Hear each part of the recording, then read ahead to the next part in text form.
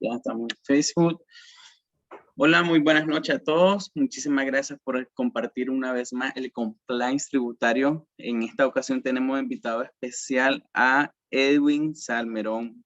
Edwin Salmerón actualmente es CPA, tiene experiencia en la parte tributaria, en la financiera, en auditorías, y él es un colega que nos ayuda todos los días en los grupos, enviando libros, enviando TIC informativo, TIC tributario. Es una persona que se mantiene bastante en constante actualización de todo lo que pasa alrededor de referente a índole tributario, índole de aduana, entre otros de interés de un contador. Todo excelente. La verdad es que estar en los grupos donde está Edwin es bastante excelente.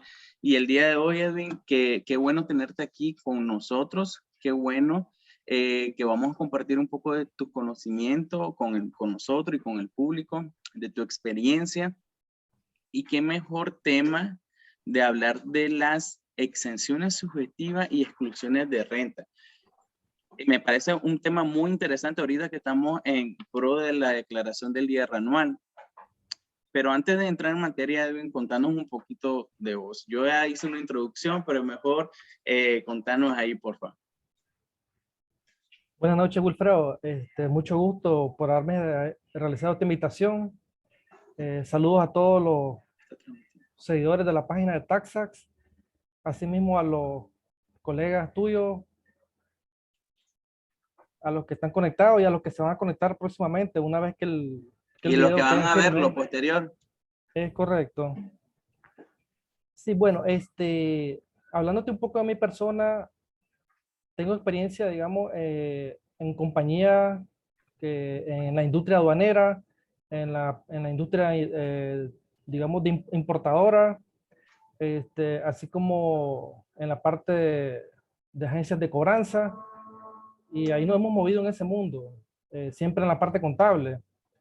Asimismo, he participado en lo que son auditoría financiera, también acompañamientos de cierre fiscal, que esos son muy importantes pues para estos tiempos. Ya bien sabemos pues de que si no tenemos, digamos, acorde todas las cosas al cierre fiscal, podemos hacer pagar en exceso a lo que son los contribuyentes. Y prácticamente ese es uno de los objetivos que se trata de realizar al revisar a manera de detalle cada uno de las cuentas que se van a proceder a declarar. Porque si no, digamos, las consecuencias son graves, pues. Podemos llegar hasta hacer que un contribuyente pueda quebrar. ¿Ya? Es bastante la responsabilidad realmente. Sí, sí, ahí tienes toda la razón. Y tenemos mucha responsabilidad porque cualquier movimiento, cualquier acción que nosotros tomemos o alguna omisión impacta financieramente. Es correcto. Impacta. Bueno, Edwin, entonces vamos a entrar un poco más en materia. Vamos a ver si dentro de la entrevista podemos hablar un poquito de la experiencia en el rubro aduanero que tenemos ahí.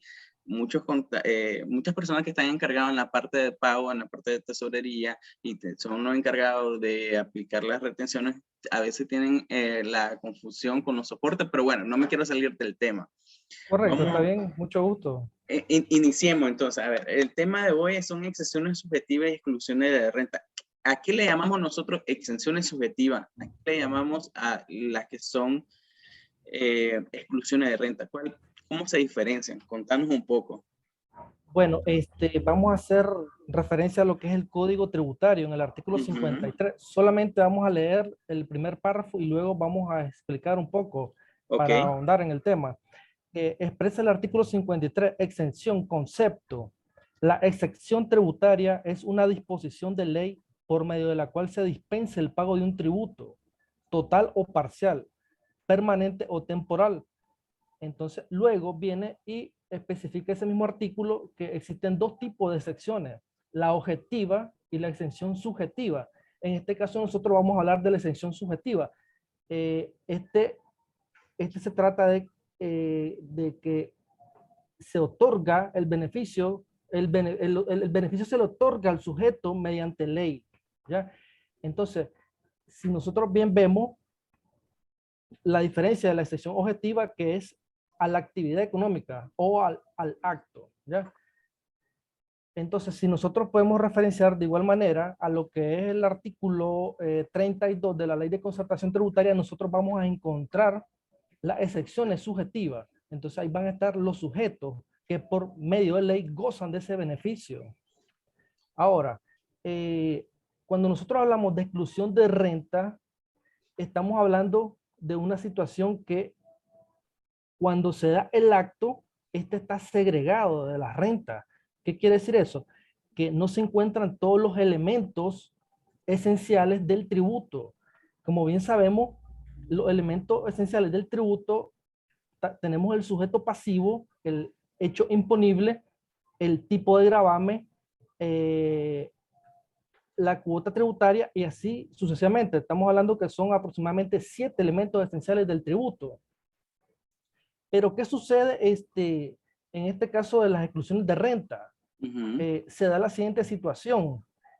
En las exclusiones de renta, la persona, digamos, o el contribuyente, para hablar un poco más específico, el contribuyente realiza un acto, pero está excluido de la renta. Porque recordémonos de que el IR grava el IR grava las utilidades y los rendimientos. Entonces, en el caso de las exclusiones de renta, cuando veamos, en el caso del artículo 34, vamos a ver que en esos casos no existe ningún rendimiento, no existe ninguna utilidad en ese tipo de transacciones. Ok, entonces podríamos resumir en lo que nos estás compartiendo de que las exclusiones subjetivas es como lo dice el sujeto, y las exclusiones de renta es el acto que se... Ok, muchísimas gracias por esa aclaración. La verdad que en un tema del día a día, eso no, cuando nosotros vamos leyendo la ley, es algo que se nos va desprendiendo las dudas sobre estos dos términos que en muchas ocasiones lo llevamos a confundir. Ok. Y sí, de hecho, algo importante que dices tú, sí, que si no logramos identificar correctamente, podemos hasta confundir y, digamos, realizar una operación, digamos, no correcta, ¿ya? Tenemos que saber identificar esas dos operaciones, sí, esos dos actos que se llevan. En eso que mencionas, voy a compartir un poco. En un contribuyente hacía venta a sujetos exentos. Lo hacía. Entonces, la persona encargada decía que eran venta exenta. En realidad, cuando nosotros vendemos a un sujeto exento, eso se nos convierte en una venta exonerada, no exenta. Así es. ¿Cuál es la diferencia en este caso de lo exonerado? Que nosotros tenemos que ejecutarlo como popularmente se le menciona con la franquicia actualmente o con otro CCT, un certificado de crédito tributario que puede ser el del carnet diplomático que lo tenemos que ejecutar y no precisamente vamos a tener una franquicia. Entonces es bueno, ya que lo mencionaste, recalcar de que una cosa es que nosotros le vendamos a sujeto exento, nuestra venta no se vuelve exenta, se vuelve exonerada. Y diferente es que vendamos o realicemos acto exento, que ya es el acto comercial o el tipo de producto que nosotros vendemos. Son dos tipos de ventas diferentes. Estamos de acuerdo con lo que dice y lo que explica, es muy importante, porque bien sabemos de que la exoneración es una cosa y la excepción es otra, ¿ya? Como explicabas, la parte de la exoneración está por medio de los certificados de créditos tributarios y por los carnets, que de igual manera tenemos que saber identificar, porque ya se han dado los casos de que hay contribuyentes, o digamos, por una mala aplicación, una mala práctica, hemos llegado a hacer, como dice, hasta que el contribuyente pague por un IVA que a lo mejor estaba exonerado el producto por objeto de que el cliente nos había facilitado el certificado de crédito tributario, pero al no haberlo aplicado correctamente o en tiempo, le hicimos pagar de más al contribuyente que hizo la venta. Sí, así que por eso es grande la responsabilidad y tenemos que estarnos actualizando constantemente, como Constantemente, así que es. nos envía todos los días cualquier noticia de una variante hasta un cambio de una ley. Excelente por ese aporte. Ok, entonces, ¿podemos explicar qué tipo quiénes son los sujetos exentos que señala la ley? Bueno, podemos ver en lo que es el artículo 32 de la LST, se encuentran las universidades y los institutos superiores. En el caso de las universidades, en el caso de las universidades, está por medio de ley. Ellos son exentos de impuestos por medio de la Constitución Política de Nicaragua. Asimismo, por medio de sus propias leyes. Dice que la ley se llama Ley de Autonomía de las Instituciones de Educación Superior. También tenemos los institutos técnicos, que esto lo regula el INATEC. Tenemos como parte del numeral 2 los poderes del Estado. Aquí en ese punto es algo interesante en el sentido de que el legislador determinó que era una excepción subjetiva los poderes del Estado, pero bien sabemos de que eso prácticamente es una exclusión de renta, porque como bien sabemos, el Estado o digamos los ministerios, ningún ministerio genera riqueza, ¿ya? Porque ellos prácticamente lo que hacen solamente es ejecutar el presupuesto asignado, digamos, el asignado anualmente. Entonces ellos lo que hacen solamente es ejecutar, pero ellos no generan riqueza. Entonces, en este caso, pues, es algo llamativo que el legislador lo haya dejado ahí. También tenemos las iglesias, denominaciones, confesiones y fundaciones. También se encuentran las instituciones sin fines de lucro. En este caso existen varias, digamos, están las deportivas, están las académicas, están las de obras sociales, y bueno, los bomberos, un sinnúmero de instituciones sin fines de lucro. También se encuentran en ese rubro las cooperativas, pero la ley hace una excepción ahí. Vamos a leer acá. Las cooperativas legalmente constituidas hasta un monto anual menor o igual a 500,000, no, a 60 millones, disculpe, a 60 millones de Córdoba. ¿Ya?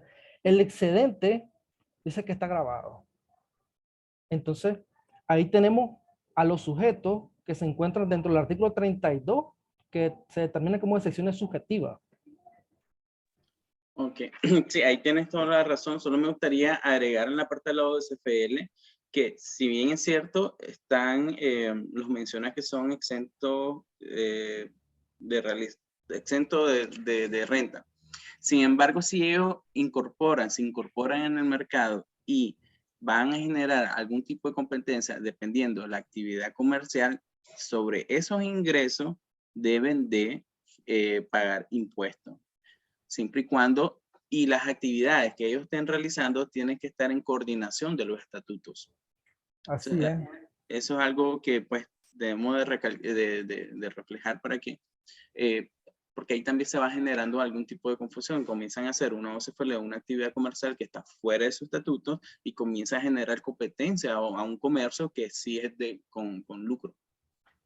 Sí, ahí consideraría yo que lo más recomendable, dado a una experiencia que yo tuve con una OSFL, solicitarle, en este caso, la escritura de constitución, únicamente para revisar si el servicio realmente es de carácter social o es un acto comercial netamente, para tampoco afectarla, ¿ya? Porque, como bien decía, en el objeto social se encuentran todas las actividades que ellos van a poder realizar, y bajo ese fundamento ellos van a estar siempre exento como una excepción subjetiva, ¿ya?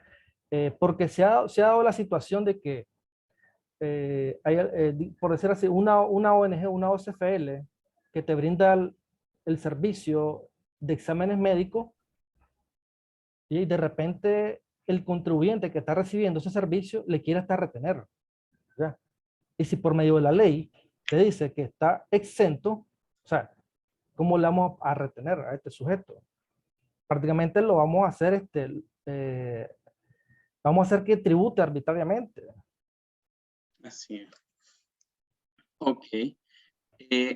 Ok, entonces hablando en este tema, que en algunas ocasiones se relacionan también con las empresas de lucro, una actividad, un contribuyente, ¿a qué le llamamos nosotros ingreso no constitutivo de renta?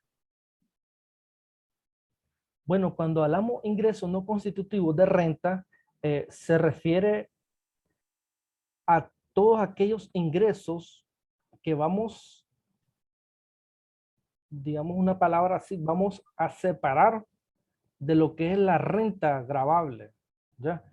Esto podrían ser dos motivos que sean ingresos no constitutivos de renta. Uno, porque está excluido de renta, y el otro, porque ya le efectuaron posiblemente una retención definitiva. Entonces, ese sería un ingreso no constitutivo de renta, porque si no estaría realizando una doble tributación. Si nosotros al momento de realizar la declaración no hacemos esa separación, esa segregación adecuadamente, hacemos tributar al contribuyente. Así es. Sí, por eso es una buena práctica ahorita en vista de la declaración del IR anual, definir, conceptualizar y revisar cómo se han registrado en todo el periodo 2021 los diferentes tipos de ingresos que ha obtenido el contribuyente para clasificarlos. Así es. Si se va a incorporar para determinar la base imponible del IR o no. Ok, Edwin, te tengo que hacer la pregunta, porque yo sé que hay colegas, hay contadores que tienen la situación y entonces están con la duda porque es como la práctica, no es la correcta, pero es la práctica que está en el día a día. Cuando la agencia aduanera, cambiando un poco el tema, Sí. cuando la agencia aduanera emite su cuenta de registro o factura, y van desglosados sus servicios, su honorario y una serie de gastos que ellos pagaron en nombre de la empresa que está importando. Del cliente. El cliente, correcto, el cliente. Entonces, cuando ellos emiten, lo cobran a través de una nota de débito. En muchas ocasiones no agregan los soportes correspondientes. Entonces, la duda es, ¿le aplico o no le aplico la retención? ¿Cómo tengo o no tengo que exigir? Desde la perspectiva de una agencia, ¿cuál es tu comentario?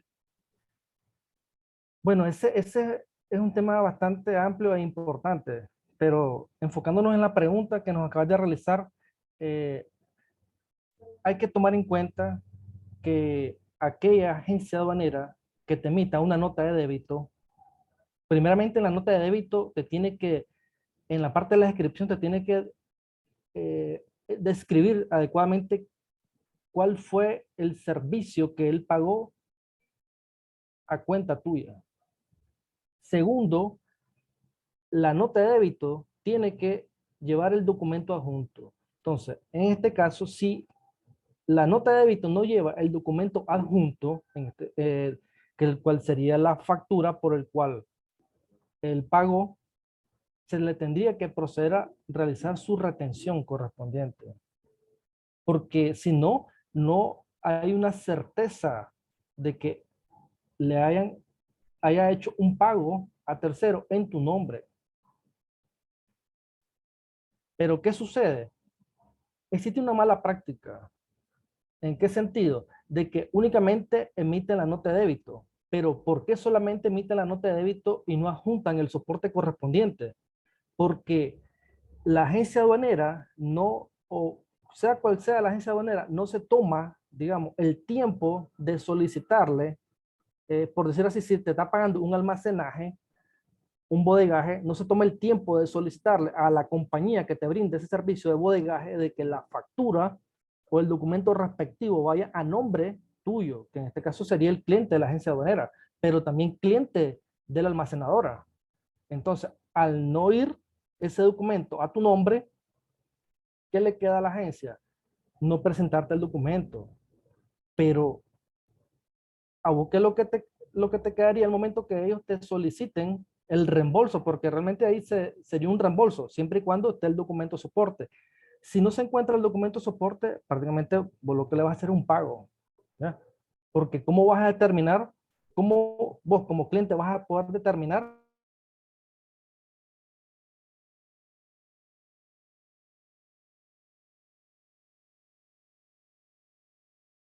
Bueno, parece que tenemos problema de conexión. Eh,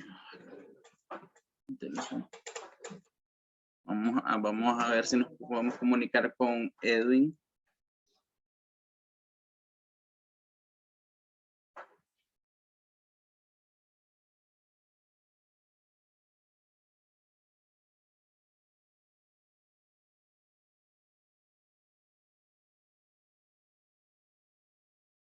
Ok, bueno, parece que hemos perdido conexión con Edwin. Vamos a ver si lo recuperamos en los próximos minutos. Ok, ya se nos desconectó. Pero como decía él, yo ya tuve el privilegio de hablar brevemente con él y él reforzaba el criterio que la nota de débito tiene que venir soportada con los documentos que, o con la factura que la agencia aduanera pagó en nombre del importador, en este caso, pues su cliente. Él tiene que traer esos soportes juntos para que te quede la prueba de que así se ejecutó ese dinero y por eso solo es un reembolso. Recordemos que el concepto es reembolso a gasto para el desadonaje, la cuadrilla, el seguro, el bodegaje, entre otros gastos que se van derivando para el proceso de nacionalización. Creo que ya no vamos a tenerlo. La verdad que tuvo ahí un problemita, parece, con su conexión. Pero espero que haya quedado claro el tema. Bueno, ya lo tenemos de regreso.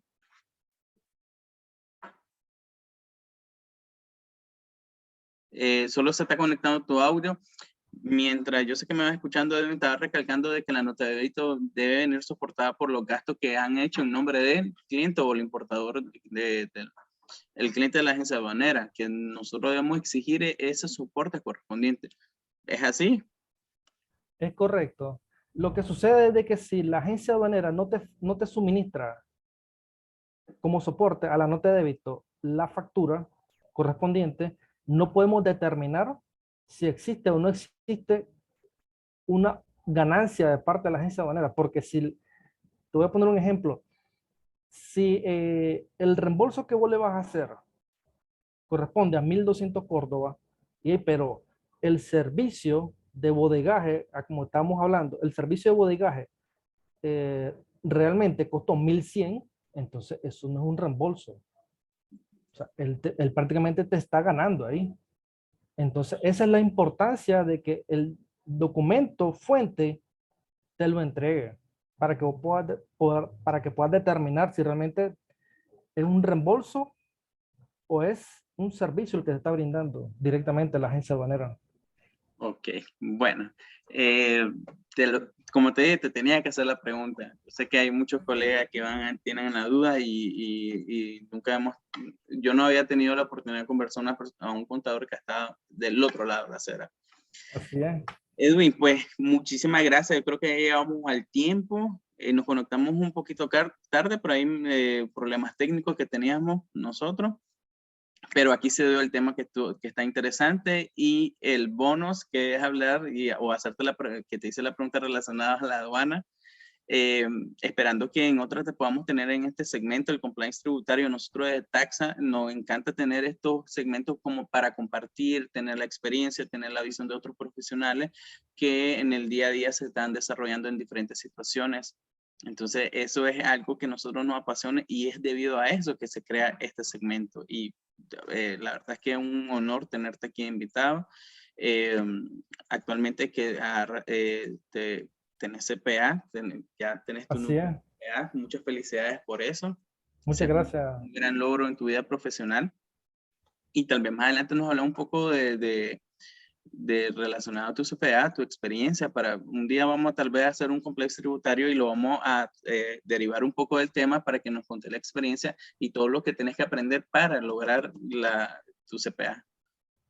Claro que sí. Siempre vamos a estar a la orden. estaré atento para cuando podamos realizar otro compliance tributario, ya que es muy importante estar compartiendo con los colegas. Asimismo, aprendemos de ellos y ellos aprenden de nosotros. Todos tenemos algo que aportar, ¿ya? Eh, Hay una frase que a mí siempre me ha gustado. Dice, ya te la menciono, entre todos sabemos mucho más de lo que puede saber uno solo. Así es. El aporte de cada uno de nosotros es lo que nos va fortaleciendo como profesionales, como profesión contable. Y eso es lo más importante. Todos juntos podemos hacer más. Así que estaré atento Ok, y ahora siempre preparado para servirles. por ahí comprendo un poco más, como te decía anteriormente, tus aportes de todos los días, estamos aprendiendo en el grupo y siempre se aprende algo nuevo en el grupo, siempre. Así es. Siempre. Es muy interesante. Bueno, muchísimas gracias una vez más, agradeciéndote por tu tiempo y por tu experiencia y conocimiento que nos acaba de compartir ahorita. Gracias a todos. Muchas gracias a ustedes, al equipo Taxa y a todos los colegas que se han conectado y los que van a ver luego esta conferencia. Muchas gracias y buenas noches. Buenas Ha sido un noches. gusto compartir con tu persona también. Gracias.